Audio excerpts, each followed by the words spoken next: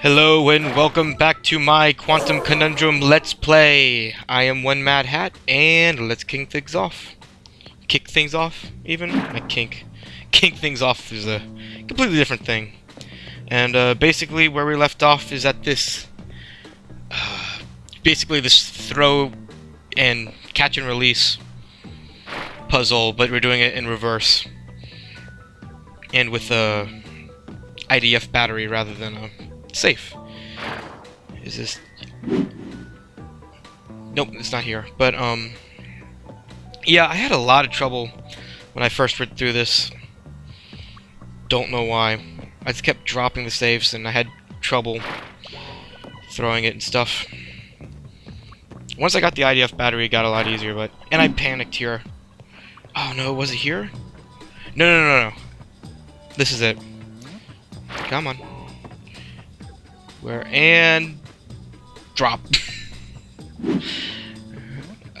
I remember I dropped that and I was like, no!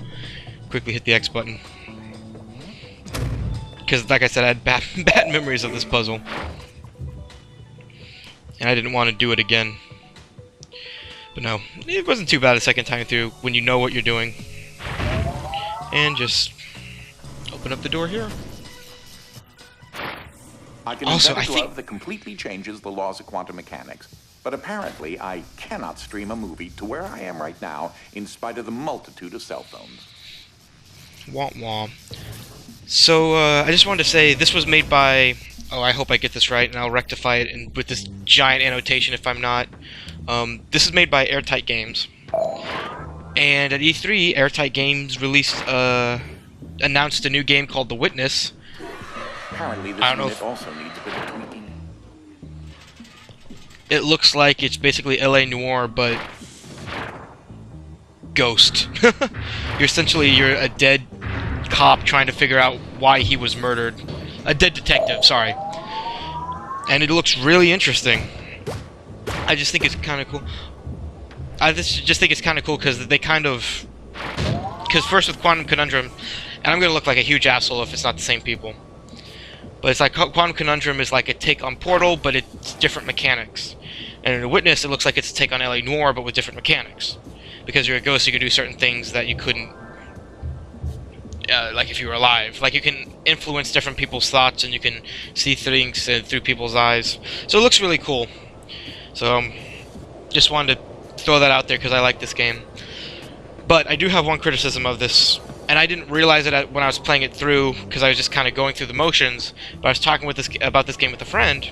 I might have mentioned this before, and he said that he didn't like it because there was a lot of repetition of the same puzzles and stuff. And when I was playing through, I didn't really see it. Going back and watching it, like, this comes up a lot more than I thought it did. And I even mentioned, I think at one point, you know, yeah, I like it because it doesn't always have to do the... It teaches you different things without having to do... Yeah, it does it more than I thought it did. It just... I didn't realize it. Convinced of your aptitude to handle this situation. Alright, I don't know why I messed up on this part. Essentially what you have to do here is you have to throw it and then jump onto it and then it's like throw it, go into slow down dimension, jump on it, and then use that as a platform. This is my re-recording of this, and you would think I would have this down. Nope. So just a little cut here, but I have no idea why. Oh, you gotta. Well, that was a pleasant surprise. In order for it to work, you have to kind of throw it below you a little bit, and so you can jump on it. If you go it too high, you can't jump on it. So there's a random noise generator over there. I have no idea how to get to it. I think maybe you should use a table or something. I didn't try it. I might go back through at the end of my Let's Play and collect all the blueprints. Any blueprints or the random noise generators I missed. I'll go back and collect them. I might do that. I'm not saying I will. Especially because my Xbox is not good. Not currently able to be recorded right now, let's just say. Well. Ah, Judging by the fascinating lands of missing items, I can hypothesize that I am officially lost. Short-term memory gone, trapped in some sort of pocket dimension.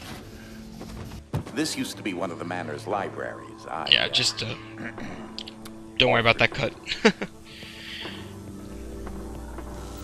But from here on out, I'll do some editing. But from here on out, it's my first time playing through these missions, these levels even. So it's not going to be like as. Yeah, see, I was just like, oh, okay, there's a safe there. So essentially, what you have to do is you have to hit the button. It's going to have a safe throw out, and it's going to have cardboard boxes behind you. You need to slow down, jump on the safe, and pick up each cardboard box and throw it onto the other side. Because there are pressure pads there, and then you just put them on the pressure pads and you go into the heavy dimension. But you have to catch each one. It'll just fall into that pit. And one thing that's helpful, and this is also helpful for what's that saying? It's like wrangling cats. Yeah, really. Where you had to throw the catch and release puzzle, I'm just going to call it. If you hold down the X button, it will automatically catch anything that's coming towards you. So it makes some of these puzzles easier. And yeah, you just put those. I keep confusing the throw button with just the set down button. That's what actually happened when I almost dropped the IDF battery in the last mission. I had this portrait of myself and Ike commissioned before we began time travel in the mid-70s. Oh, okay, I thought he talked more. Do you know that the only legal way to hunt tigers is to travel back in time to do it? Not that I would recommend doing as such. Interestingly enough, I have a hypothesis that the only reason tigers are about to go extinct is because people are going back in time and shooting them. That's unfortunate. So, up here, the odds are stacked against you. So then we get introduced to a new... It's a new mechanic, it's not a new... When I was your age, I haven't had the heart to change the design. It is a new mechanic. There should be an IDS battery on the other side of the fan. So essentially... Oh, okay, okay. So essentially what you need to do is... I'm sorry, I got a little confused because I thought there was only... As you noticed, you... let me talk about my thoughts real quick. Okay, I got confused because I thought there was only one safe on each one, and then I realized the laser condenses it down to one. Now, what you need to do here is, after the laser does its thing, all those bots are going to push forward, and the safes are going to start falling... once it's going to go forward, and then it's going to fall. And the safes on there is also going to fall. What you can do is you can slow it down, slow down time, so that you can kind of use the... when it goes vertical or horizontal, sorry. You can use that as a platform to get closer up, and then you can jump to get to the fan. And then you just slow down time and get the heavy battery. And then be careful here. If you're standing in the wrong place, that laser can kill you.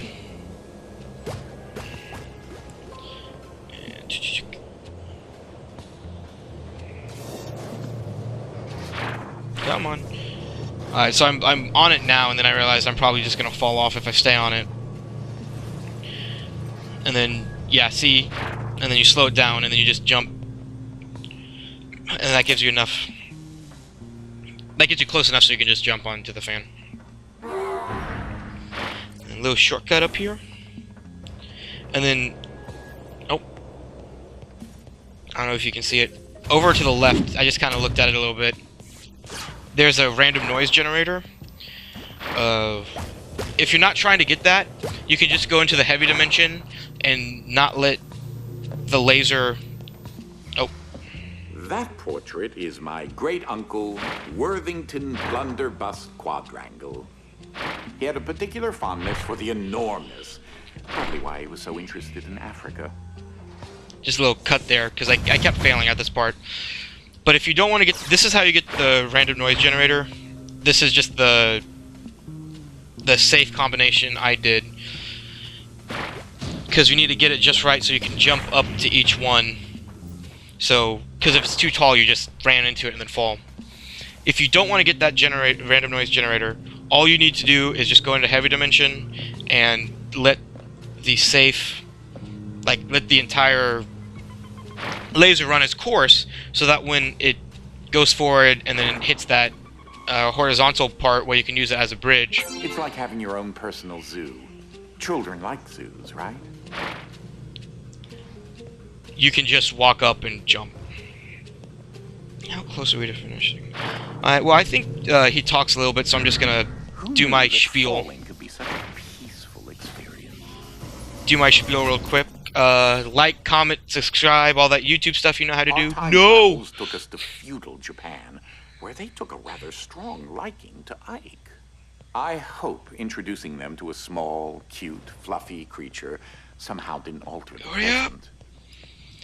Facebook, Twitter, Tumblr in the description. Also, there's I write for the Nerdy Bomb. We have an Indiegogo campaign going on. I traveled back in time once to find the Support us. fabled lost city of gold. We never did find it, and to be honest, the lost cities of bronze and silver really weren't that impressive. Could have been worse, I suppose. I'll see you in part 8, and bye.